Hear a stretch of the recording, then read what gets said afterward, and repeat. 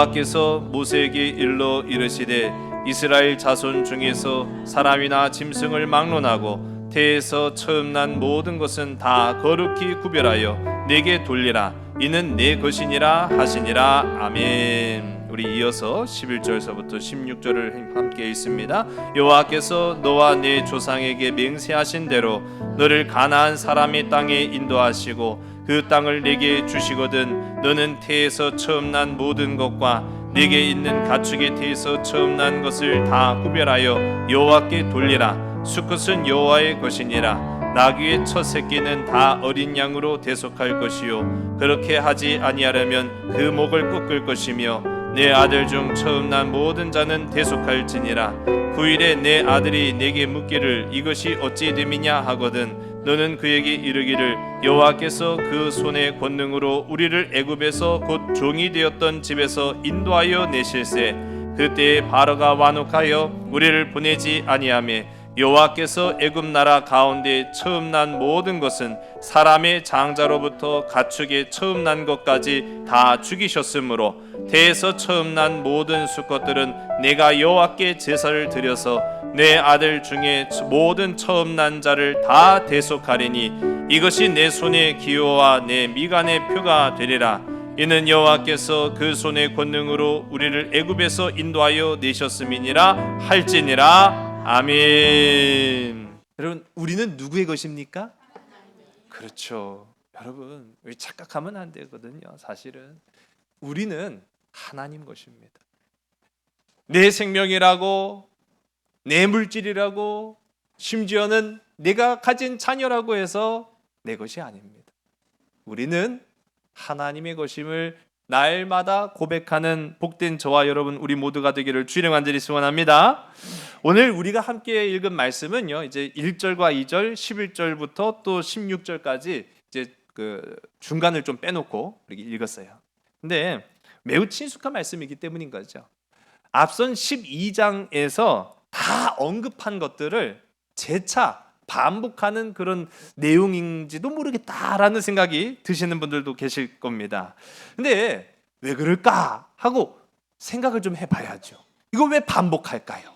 성경은 이미 익숙하고 알려져 있는 내용들을 왜 굳이 여러 장에 걸쳐서 뭐 한 10장 정도에 언급됐으면 우리가 좀 생각이 안 날 수도 있잖아요. 그런데 불과 한 장 전인 12장에서 다뤘던 내용들을 오늘 이 3장에서도 또 같은 내용들, 비슷한 내용들이에요. 추가된 건 좀 있습니다만은 또 다루고 있거든요. 왜 그럴까? 참으로 중요한 부분이기 때문이다라는 것이죠. 참으로 중요하다라는 것입니다.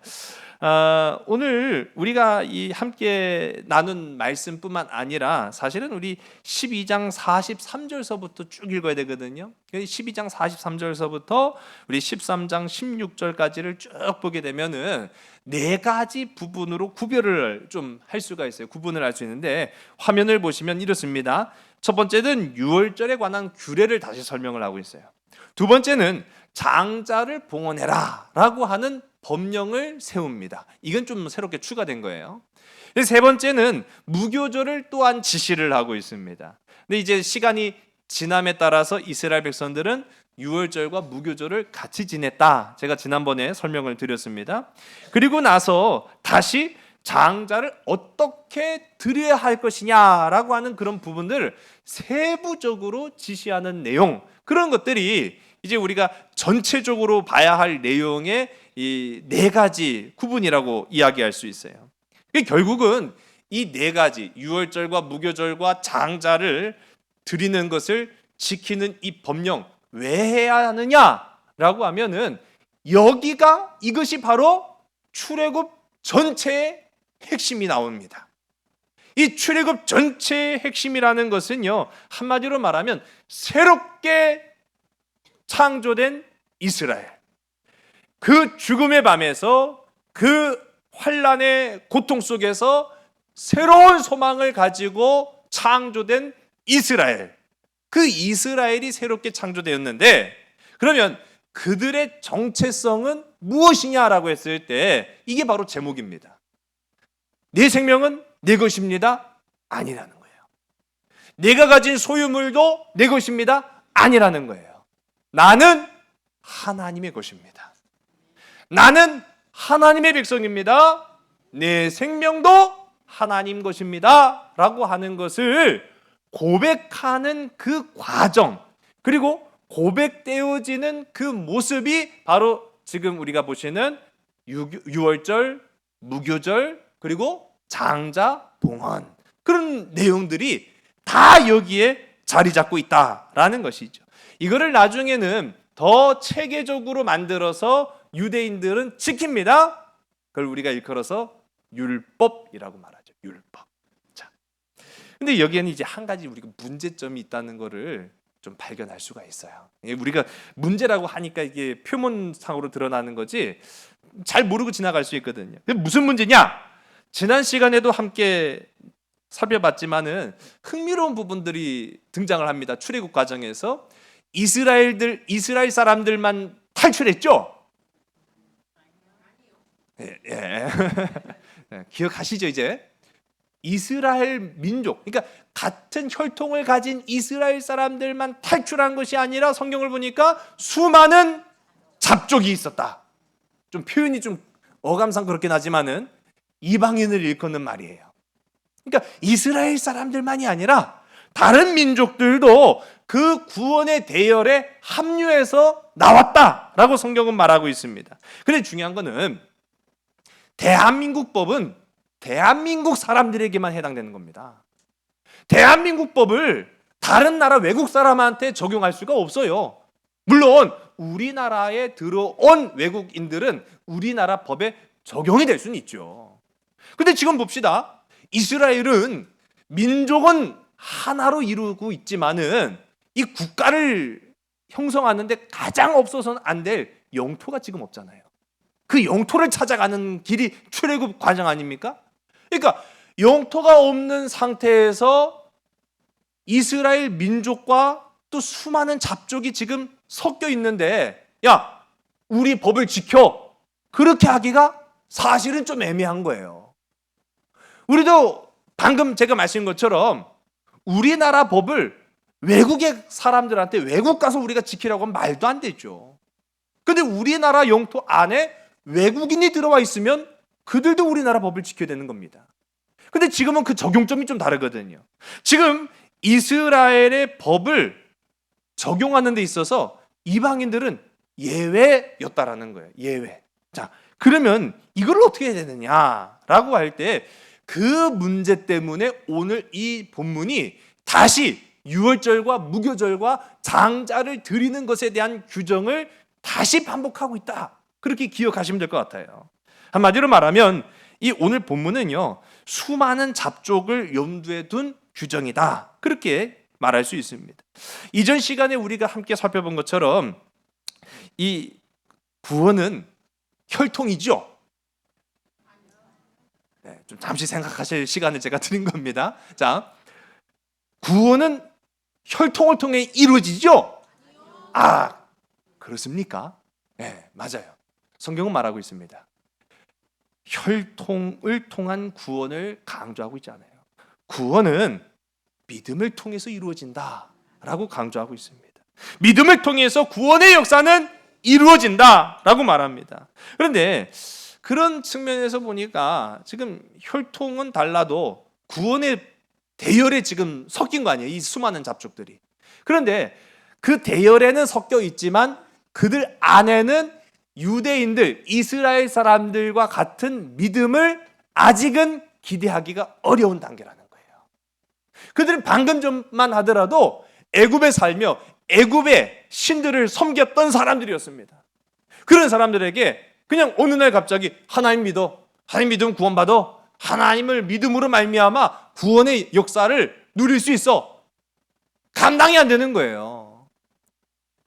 오늘 우리가 함께 읽지 않았습니다만은 출애굽기 12장 43절서부터 45절의 말씀을 우리 화면을 보시고 있습니다. 시작. 여호와께서 모세와 아론에게 이르시되 유월절 규례는 이러하니라. 이방 사람은 먹지 못할 것이나 각 사람이 돈으로 산 종은 할례를 받은 후에 먹을 것이며 거류인과 타국 품꾼은 먹지 못하리라. 아멘. 앞서도 이방인들에게까지 지금 믿음을 요구하기는 참 어려운 단계입니다. 이제 그들은 막 합류해서 그 대열에 섞여 있을 뿐이거든요. 그러나 이 율법에 이르는 이방인과 유대인들에 관한 규정은 이방인들을 완전히 배제해버리자라고 하는 차원의 법령은 아니라는 거예요. 오늘 우리가 지금 방금 읽었던 이 출애굽기 12장 44절의 말씀을 보면 할례를 받은 후에는 먹을 수 있다라고 이야기하고 있습니다. 그러니까 한마디로 말하면 이방인들에게도 충분한 기회를 제공한다라는 거죠. 단 그렇게 기회를 주었음에도 불구하고 여전히 그 안에 믿음을 갖지 못한 자들은 배제할 것이다 라고 하는 것이 바로 이 유월절과 무교절, 장자에 관한 규칙을 담은 율법의 1차적인 목적입니다. 그러니까 믿음을 가지고 있으면 믿음을 이 시대에는 그 믿음을 무엇으로 표현했어요? 할례로 표현한 거예요.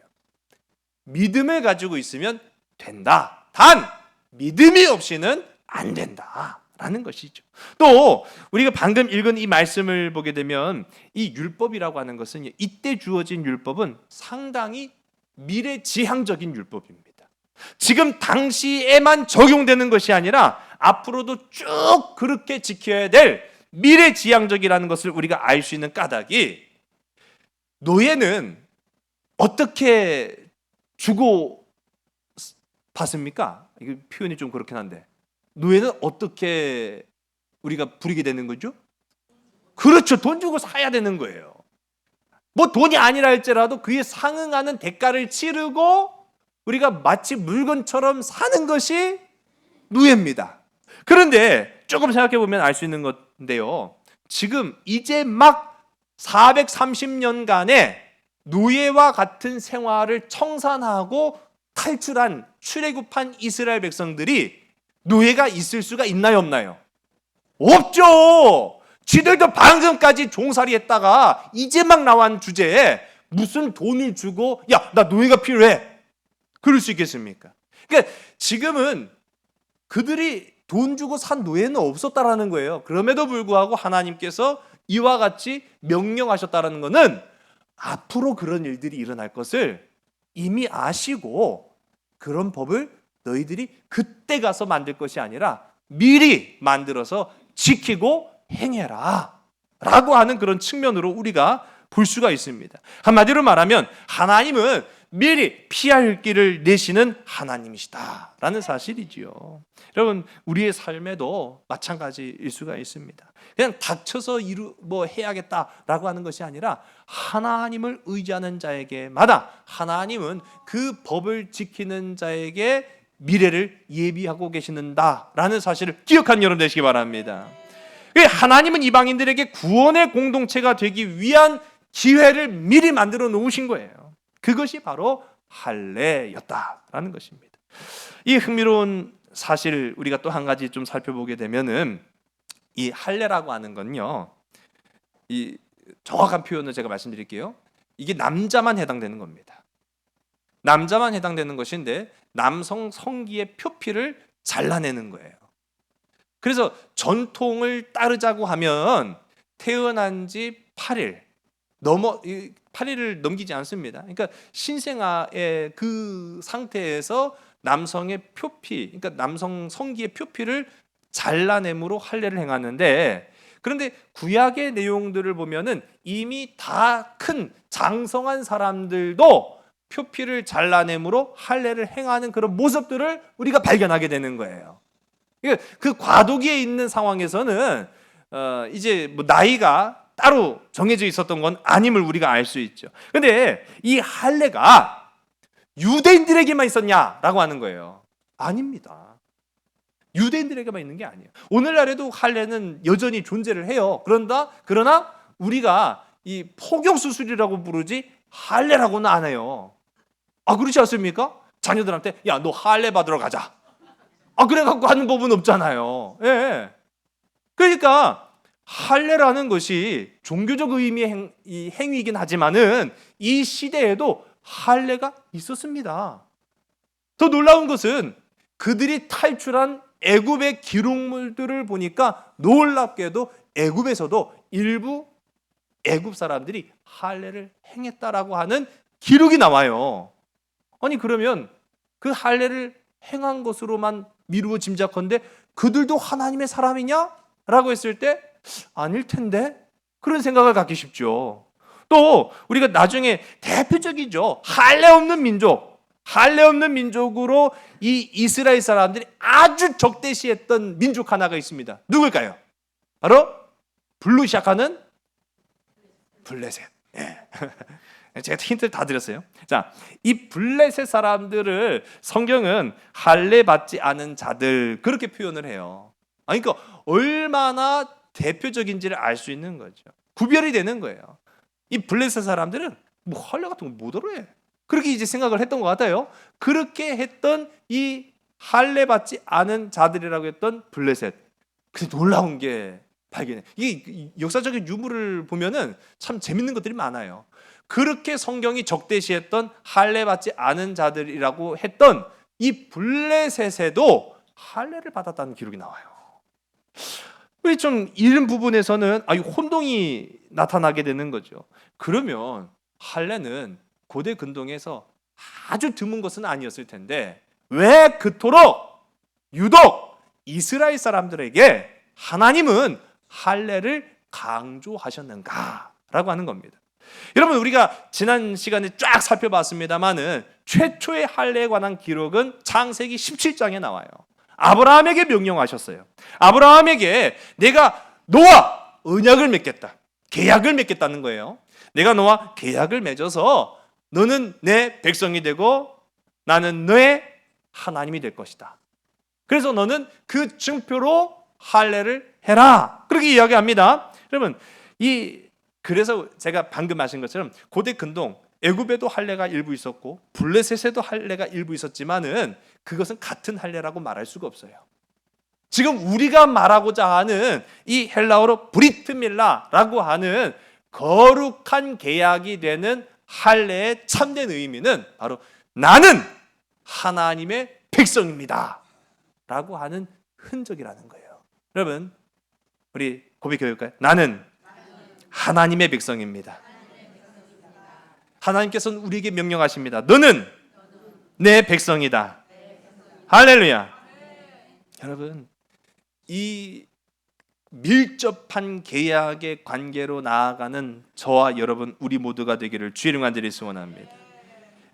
이제 제가 설명을 좀 얼핏 드렸습니다만은 그렇다고 해서 굳이 우리가 계약을 하면은 뭐 계약서를 쓴다든지 뭐 더 심하면은 뭐 지장을 찍는다든지 뭐 더 심한 경우에는 우리가 뭐 요즘은 그럴 수가 없겠지만은요 뭐 피로써 계약을 맺는다든지 그런 경우는 봤어도 굳이 신체 일부를 잘라내면서까지 계약을 맺는다?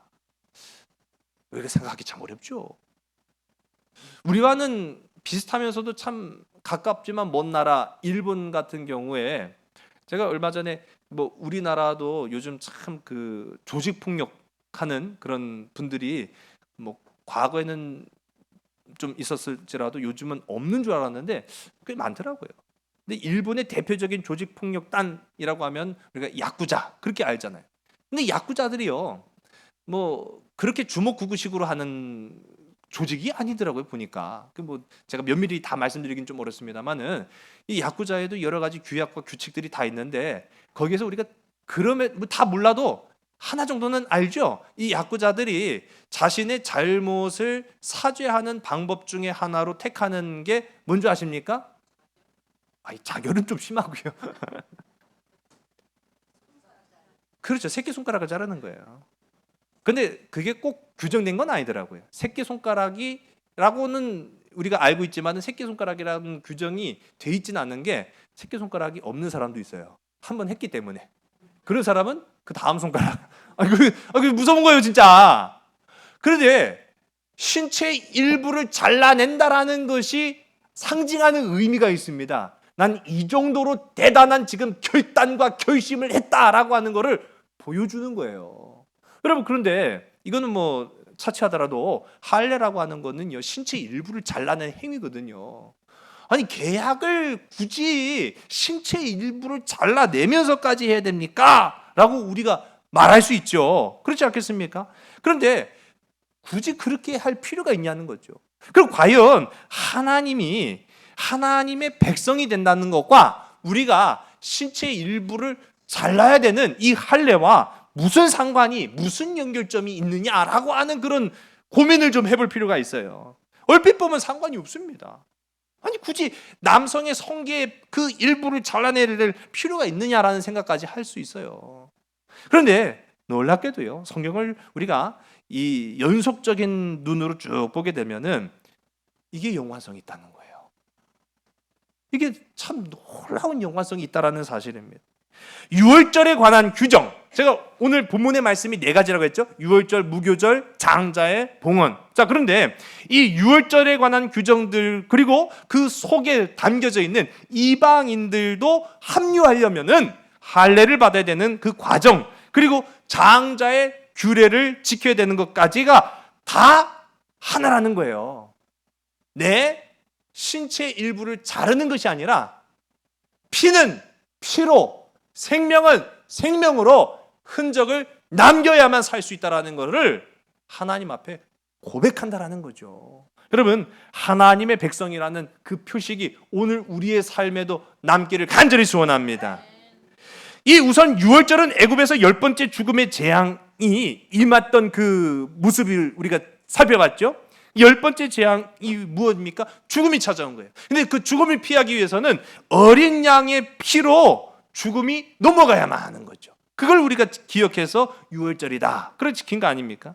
근데 여기에서 이 죽음을 피할 수 있는 유일한 방법은 누구의 피를 흘리는 거예요? 바로 양의 피를 흘리는 거예요.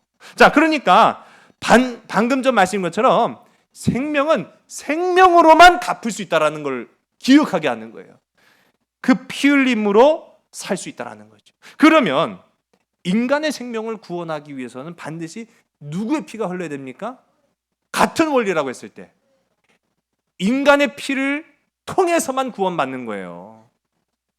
그런데 그러면 나를 살자고 남을 죽여요? 그럴 수는 없죠. 하나님은 그렇게 무자비한 하나님이 아니십니다. 그래서 양이 나를 대신해서 피를 흘리는 거예요. 그거를 우리는 약간 어려운 표현으로 대속이라고 말합니다. 양이 대속해 주는 거예요. 근데 여기에서 이제 더 나아가 우리가 하나님의 백성으로서의 증표를 만들기 위해서는 이제 더 이상 잡을 양이 없다고 우리가 생각하면은, 양은요, 죄를 지을 때마다 하나님 앞에 드렸던 제물이에요. 그런데 우리가 영원한 죄를 대속하고 구원에 이르기 위해서는 내 몸에 흔적을 남겨야 돼요. 그러기 위해서는 신체의 일부를 잘라내야 되는데, 여러분 생각해 보세요. 여러분 몸 중에 신체의 일부를 잘라내서 멀쩡한 사람이 있겠습니까? 가만히 생각해 보면은요, 내 몸의 일부를 잘라내서 멀쩡할 수가 없어요. 불구가 되거나 아니면 죽습니다. 아니, 지금이야 뭐 의료가 굉장히 발달했기 때문에 상관없다고 하지만은 과거에 내 몸의 신체 일부를 잘라내요. 그 피 나는 거 어떻게 할 거예요? 그 오염되면, 감염되면 또 어떻게 할 거예요? 감당 못해요. 신체 일부를 잘라내면 죽습니다. 그런데요, 참 이 사람이라는 건요, 하나님께서 그렇게 만드시려고 했는지 몰라도 놀랍게도요, 남성 성기의 그 표피는 잘라내도 죽진 않는 거예요. 그러니까 신체의 일부를 잘라내도 죽지 않은 그 부분, 그것을 잘라내므로 우리는 영원히 하나님의 백성이 되겠습니다라고 하는 흔적을 몸에 남기는 것, 그것이 바로 할례였다라고 하는 것이죠. 그러니까 이 할례의 성격을 잘 보여주는 그 사건들을 살펴보면은 왜 할례를 해야 하느냐, 그걸 알 수가 있는 거예요. 여러분, 이 여호수아서를 보게 되면 여호수아가 이끄는 이스라엘 백성들이 요단강을 건넙니다. 요단강을 건너면 바로 뭐예요? 가나안이에요. 이제 그들의 목적지가 도착하는 거예요. 그런데 이 여호수아가 이끄는 이스라엘이 요단강 건너자마자 한 것이 있어요. 뭡니까? 바로 할례를 한 거예요. 할례를 한 거예요. 여러분 이게 무슨 의미겠습니까? 이제부터 우리는 하나님의 백성입니다 라고 하는 흔적을 남기는 거예요. 그들의 정체성이 거기서 나타난다라고 하는 거죠. 오늘 우리가 이 본문 읽은 말씀 가운데 보면은 장자에 대한 규례만 이게 제가 따로 읽었습니다. 그 장자의 규례도 마찬가지라는 거예요. 장자 봉헌, 이건 좀 낯선 표현이죠. 익숙하지 않은 이야기입니다. 내 자식을 드린다는 거예요. 근데 내 자식을 드린다라는 말이 조금 낯설긴 하지만은요, 사실 우리에게도 이 장자에 대한 뿌리 깊은 중요성이 내재되어 있습니다. 그게 참 재밌는 것 같아요. 그래서 흔히들 뭐 요즘은 그렇지 않습니다. 요즘은 뭐 딸에 대한 인권이 굉장히 좋기 때문에 딸이 더 좋은 것 같기도 하고, 뭐 저건 제 개인적인 생각입니다. 그런데 옛날 분들은 그런 얘기들 많이 해요. 뭐 아들이 됐든 딸이 됐든 첫째가 잘 돼야라는 얘기들을 많이 들어보셨을 거예요. 아, 첫째가 잘 돼야 둘째도 잘 되지. 장손이 잘 돼야지. 그런 얘기들을 들으면 꼭 저 같은 둘째는 서럽기 이를 데가 없습니다. 아니 뭐 둘째로 태어나고 싶어 둘째로 태어나나? 그렇죠. 그런데 이게요, 사실 유대인들에게도 굉장히 뿌리 깊게 박혀져 있는 사실인데, 오늘 말씀만 보더라도 장자에 관한 규례를 이야기하는데 그 장자로 태어난 게 그게 좋은 게 아니대요. 또 보니까 장자를 드려야 된다는 거예요. 바쳐야 된다는 얘기죠. 뭐 물론 이 오늘 본문 가운데도 우리가 읽었습니다만은 사실상 장자에 관한 규례가 나타난 것은 애굽에서 이루어졌던 10번째 재앙하고 연결이 되어 있어요. 10번째 재앙은 초태생이라고 이야기했습니다. 남자가 되었든 여자가 되었든 암컷이 되었든 수컷이 되었든 무조건 첫 번째 난 것은 유월절에 피가 발려지지 않은 그 가정의 모든 첫 번째는 다 생명을 앗아가겠다. 그게 10번째 재앙의 내용이거든요. 그런 측면에서 장자라고 하는 것은 사실상은 초태생을 말하는 거예요. 그런데 오늘 이 본문을 통해서 보면 더 정확하게 규정이 개정이 됩니다. 근데 그 개정이 되는 내용을 보니까 남자만 해당한다라고 이야기를 하고 있어요. 자, 남자만 해당하는 이 내용들을 이렇게 쭉 보게 되면 그 초태생은 다 죽었어요. 그런데 그 애굽에서 유일하게 살아남을 수 있었던 이들은 누구였습니까? 하나님을 믿는 사람들이었죠. 하나님 말씀에 순종한 사람들이었죠. 그걸 우리가 더 넓은 의미로 보면 유대인들이었죠. 애굽 사람들이 말씀 들었겠습니까? 유대인들만 하나님의 말씀을 듣고 그 문설주와 임방에 피를 바름으로 죽음이 넘어간 거예요. 그날이 지나가고 보니까 진짜 유대인들만 살아남은 거죠. 자, 그런데 여러분, 그들은 그날 사실 다 죽었어야만 했어요. 제가 이 말씀을 드린 것 잘 기억해 보시기 바랍니다. 만일 하나님의 말씀이 그들에게 임하지 않았다라고 한다면 살할 수 있었겠습니까? 죽은 목숨이라는 거예요. 죽어야만 했다는 거죠. 죽을 수밖에 없던 이들이 하나님의 은혜로 말미암아 산 거예요. 그러면 그 산 첫 번째 초태생, 첫 번째 난 자녀들, 동물들은 다 누구한테 생명을 빚진 겁니까? 그렇죠, 그거예요. 하나님 앞에 생명을 빚진 거예요. 그 빚은 하나님이 반드시 갚으시라고 이야기해요. 그거를 대속이라고 말하는 겁니다. 오늘 본문 말씀 조금 어려울 수 있는데요, 가만히 생각해 보면 그게 다 이해가 되는 거예요. 그 톱니바퀴가 맞춰지고 그 조각이 퍼즐이 맞춰지는 거예요. 왜 그렇게 했는지를 알 수가 있는 거예요. 왜 대속하라고 했는지 알 수가 있는 거예요. 여러분, 하나님은 공짜가 없는 하나님이십니다. 그래서 우리가 하나님 앞에 순종하고 헌신하고 믿음의 길 걸어가는 자에게마다 하나님은 그에 맞는, 아니 그보다 더한 상급으로 우리에게 채워주시는 줄로 믿으신 여러분 되시기 바랍니다. 하나님은 갚으신 하나님이시라는 거예요. 그래서 그때 죽었어야 할 초태생들이 이 사건으로부터 대략 한 1500년이 지난 뒤에 다 갚으셨어요. 하나님께서. 그 생명을 내가 다 거둘 것인데, 죽어야 할 그들이 죽는 것이 아니라 그들을 대신해서 대속 제물이 되시는 예수 그리스도, 예수 그리스도의 피로 다 갚으셨다는 거예요. 여러분, 이스라엘의 탈출이 애굽의 초태생에게는 피 흘림으로 이어졌지만 그리스도 예수의 죽음으로 말미암아 우리에게는 새로운 생명이 되었는 줄로 믿으시기 바랍니다. 민수기 18장 15절서부터 우리 16절 2절의 말씀을 우리 화면을 보시겠습니다. 여호와께 드리는 모든 생물의 처음 나는 것은 사람이나 짐승이나 다 내 것이로되 처음 태어난 사람은 반드시 대속할 것이요 처음 태어난 부정한 짐승도 대속할 것이며 그 사람을 대속할 때에는 난지 한 달 이후에 내가 정한 대로 성소의 세겔을 따라 은 5세겔로 대속하라. 한 세겔은 20게라이니라. 아멘. 이후에 민수기를 통해서 이게 좀 더 명확하게 또 구체적으로 언급이 되고 있어요. 모든 처음 난 것은 사실은 내 것이다. 여기서 말하는 그 내라고 하는 것은 네 거라는 거예요. 내 것 맞아요. 내 자녀고 내 양이고 소입니다. 자, 그런데 중요한 것은 그 처음 태어난 것은 반드시 대속해야 한다라고 이야기. 대속하라는 거예요. 대속하라. 부정한 짐승까지도 대속하라.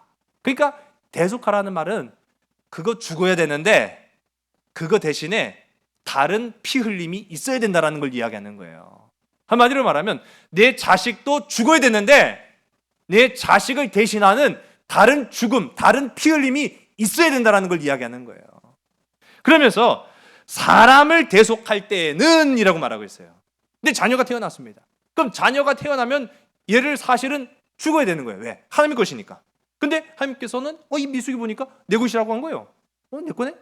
근데 그 내 것으로 하는 대신에 대속할 제물을 하나님 앞에 드려야 되는데 그것이 바로 은 5세겔로 하나님 앞에 드려라 라고 이야기합니다. 여러분, 이제 은 5세겔이라고 하는 것은 단위를 제가 찾아보니까 이 은 5세겔은 당시 일반적인 노동자의 6개월치 월급이에요.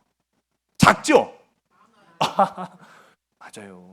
아니, 생각해 보세요. 아니, 내 자식 값이에요. 내 자식 값. 내 자식의 생명 값이에요. 그러면 반년이 아니라 1년치라도 우리가 감당할 수 있는 거 아니겠습니까? 결코 작지는 않습니다. 결코 작지는 않아요.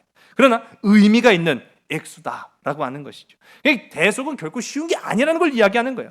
성경이 말하는, 그래서 우리가 이 조각들을 쭉 맞춰보면서 알 수 있는 것은 하나님께서 명령하시고 하나님께서 말씀하신 것들은 막연한 것, 아무 의미 없고 터무니없는 것들이 아니구나. 그 모든 조각은 다 하나로 맞춰지는데 그 대속의 이유도 마찬가지로 우리는 하나님의 백성입니다.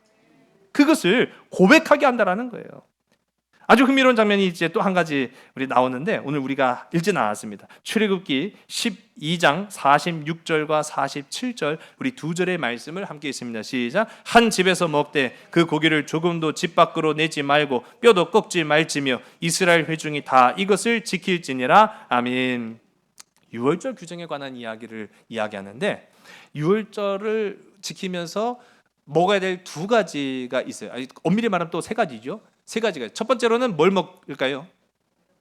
무교병을 먹습니다. 근데 그 무교병을 그냥 먹는 게 아니라 뭐에 같이 곁들여 먹느라고 했죠?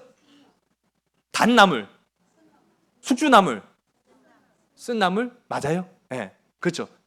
애굽에서의 그 고통을 기억하라고 말씀하신 쓴나물과 같이 먹습니다. 근데 제일 하이라이트는 아직 남았어요. 뭘 먹어야 돼요? 결정적으로. 다 잊어버리셨네. 아니, 이거는 주식이 아니에요. 사실은 제일 결정적인 거. 그렇죠. 양고기를 먹어야 돼요. 양고기. 아니, 그 피를 바르기 위해서는 양을 잡았잖아요. 양이나 염소 중에 어쨌든 간에 양이든 염소가 되었든 간에 피를 내기 위해서 양이나 염소를 잡았기 때문에 그 고기, 그걸 먹는데 그 고기를 먹는 과정에 대해서 이야기하면서 한 가지 아주 흥미로운 이야기를 언급하고 있어요. 어떻게 하지 말라고 규정하고 있죠? 뼈를 꺾지 말라. 자, 왜 뼈를 꺾지 말아야 되는지 성경이 뭐라고 설명하고 있습니까? 뼈를 왜 꺾지 말아야 되는지를 성경이 어떻게 설명하고 있어요?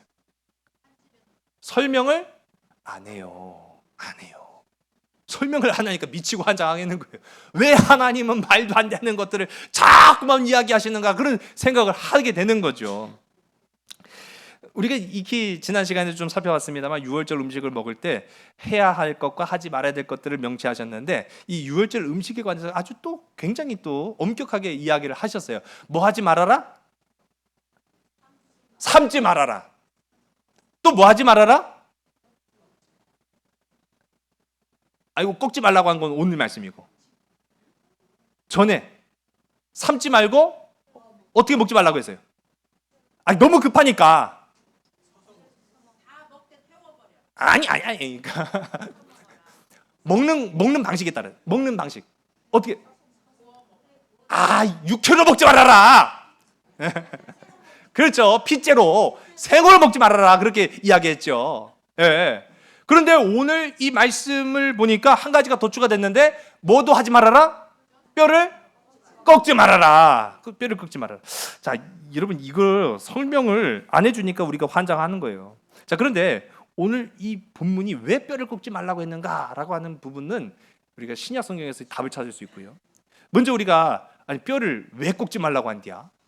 여러분, 근데 양 한 마리를 통째로 잡았다라고 생각했을 때 아무리 적은 양이라 할지라도 크기가 꽤 크겠죠. 근데 그 큰 양을 통 안에 넣고 삶을 방법이 일반 가정에는 없네요. 그렇죠? 뭐 식당이나 들면은 큰 조리기가 있을지 몰라도 일반 가정집에 그 큰 양 한 마리를 통째로 집어넣고 할 방법이 없어요. 사실은. 네. 명절 때마다 제가 화면에 아까도 잠깐 나왔지만은 명절 때마다 빼놓지 않고 단골 손님으로 나왔던 옛날 아주 재밌는 그 외국 프로그램이 있었는데 미스터 빈이라고 혹시 보셨는지를 모르겠습니다. 다 보셨을 것 같아요. 예, 저도 어렸을 적에 맨날 이렇게 봤는데 이 미스터 빈이 굉장히 그 유쾌한 그 캐릭터인데 이 사람이요 어느 날 마트에 뭔가를 필요하니까 이제 사기 위해서 마트에 가요. 근데 마트에 갔는데 주방 조리기구 앞에서 하면서 이제 고민을 하는 거예요. 이게 뭘 고민을 하고 있는가 하고 봤더니 고민을 한참 하다가 품 안에서 뭐를 딱 꺼냅니다. 그게 바로 생선 한 마리. 품 안에서 생선 한 마리를 꺼낸 거예요. 그래갖고 그 생선 한 마리를 어떻게 했느냐면은 프라이팬에다 갖다 대는 거예요. 이 크기가 여기에 맞나? 여기에 맞나? 하더니 요걸로 하면 되겠다 하고 사가는 거예요. 이게 참 어떻게 보면은 참 말도 안 되는 이야기지만은 이 이야기가 웃음을 주는 까닭이 바로 이 사람의 비상식적인 행동 때문이죠. 여러분 봅시다. 우리가 보통은 조리기구의 사이즈의 음식을 맞추지 그 음식 식재료의 조리기구를 맞춰갖고 음식하는 경우는 별로 없거든요. 예, 똑같은 맥락으로 우리가 보면 알 수 있어요. 가정마다 그렇게 큰 통이 없어요. 그러니까 유월절에 양을 요리를 하는데 하나님이 명령하신 대로 굽지 않고 나는 삶는 게 더 좋은디? 그러려면은 통 안에 넣어야 돼요. 근데 통 안에 넣으려고 하니까 안 들어가. 어떻게 합니까? 꺾든지 자르든지 그렇게 해야만 넣는 거예요. 왜 이와 같은 이야기를 하셨느냐라고 하면은 하나님은 아셨다는 거예요. 하나님은요 하나님이 말씀을 하셨음에도 불구하고 거기에 따라서 순종하는 자도 있겠지만 순종하지 않는 자도 분명히 있을 거란 걸 아신 거예요. 순종하지 않는 사람은요 죽었다 깨도 그 말 안 듣습니다. 절대로 핏째 먹지 말라, 절대로 삶아서 먹지 말라 해도 삶아서 먹으려고 기를 쓰는 사람이 있을 거예요. 근데 거기 보니까 삶아서 먹으려고 하니까 안 들어가요. 그럼 꺾어야죠.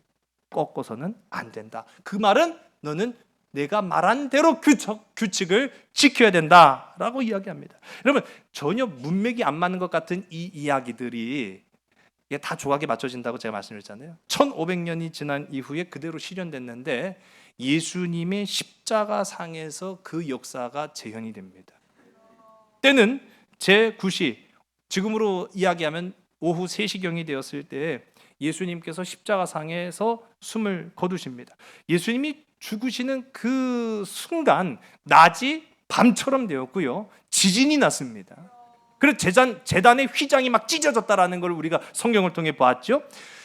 유대인들이 다급해졌던 거예요. 이게 무슨 병고인가라고 생각하면서 그 골고다 상에 있었던 유대인들이 요구한 것이 있었습니다. 지금 이 사형식을 빨리 종결시켰으면 좋겠습니다. 이 사형식이라고 하는 그 행사 자체를 빨리 끝내기 위해서는 십자가상에 달려있는 사람들이 다 어떻게 해야 돼요? 죽어야 되는 거예요. 죽어야 되는 거예요. 그러니까 빨리 이들을 죽이십시오라고 로마 병사들한테 요청을 합니다. 그러면 빨리 죽일 수 있는 방법이 어떤 것밖에 없느냐? 뼈를 꺾는 것밖에 없었다는 거예요. 우리 요한복음 19장 31절서부터 34절의 말씀을요, 우리 화면을 보시고 함께 읽습니다. 이날은 준비일이라 유대인들은 그 안식일이 큰 날이므로 그 안식일에 시체들을 십자가에 두지 아니하려 하여 빌라도에게 그들의 다리를 꺾어 시체를 치워달라 하니, 군인들이 가서 예수와 함께 못 박힌 첫째 사람과 또 그 다른 사람의 다리를 꺾고 예수께서 이르러서는 이미 죽으신 것을 보고 다리를 꺾지 아니하고 그 중 한 군인이 창으로 옆구리를 찌르니 곧 피와 물이 나오더라. 아멘. 유월절과 이게 연결이 됩니까? 이제 왜 그 양을 꺾지 말라고 한 이유를 알겠습니까? 왜 그 유월절을 통해서 물과 피를 쏟아야만 대속이 이루어진다라는 사실이 이해가 되시겠습니까? 예수님의 십자가를 통해서 우리가 딱 보는 거예요. 다른 두 강도들의 무릎은 꺾였으나 예수님의 신체는 꺾이지 않았습니다. 그 창으로 인하여서 옆구리에 난 그 자국을 통하여 물과 피가 유월절의 그 생명의 피와 같이 콸콸콸콸 쏟아져 내려왔다라고 하는 그 사실. 한마디로 말하면 하나님께서는 이 유월절 규정을 통해 너는 내 백성이다, 너는 내 백성이 되기 위해서는 예수 그리스도를 통하지 않고는 구원받을 수가 없다라는 것을 이야기하고 있어요. 여러분, 오늘 하나님께서 나에게 향하신 이 말씀을 기억하는 저와 여러분 되길 간절히 소원합니다. 우리 다시 한번 고백해 볼까요? 나는 하나님의 백성입니다. 여러분, 지금도 하나님께서 우리에게 말씀하시는 거예요. 너는 내 백성이다, 너는 내 것이다, 너는 내 자녀다 라고 말씀하십니다. 그것은 한마디로 말하면 핏값으로 사셨다라는 것을 의미하는 거예요. 그러므로 우리도 거룩한 영적 할례를 통해서 하나님 앞에 나아가야 합니다. 거룩한 영적 할례. 여러분, 제가 방금도 말씀드린 이 거룩한 영적 할례가 무엇이겠습니까? 참된 예배자가 되는 겁니다. 사도 바울은 이와 관련해서 이렇게 이야기합니다. 그리스도로 옷을 입으십시오. 여러분, 그리스도로 옷을 입은 거룩한 영적 예배자가 되어서 우리가 하나님의 자녀로서 세상 가운데 부끄러움 없는 복된 저와 여러분, 우리 모든 지체들이 다 되시기를 주님의 이름으로 간절히 소원합니다. 기도하시겠습니다.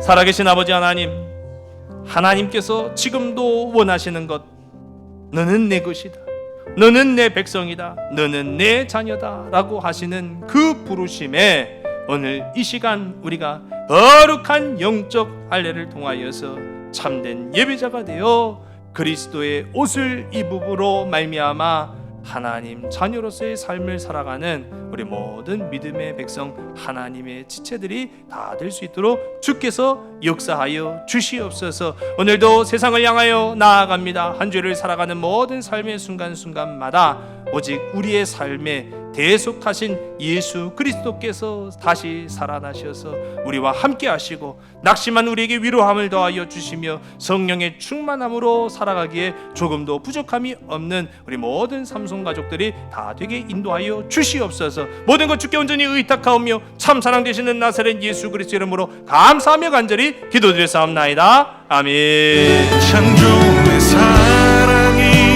나를 빚으시고 따스한 숨결 날 온전케 하네. 태초부터 영원토록 그 사랑 내 영혼 붙드시네. 내 모든 삶 속에 참 길이 되시고 이 길 끝에서 날 안아주시네.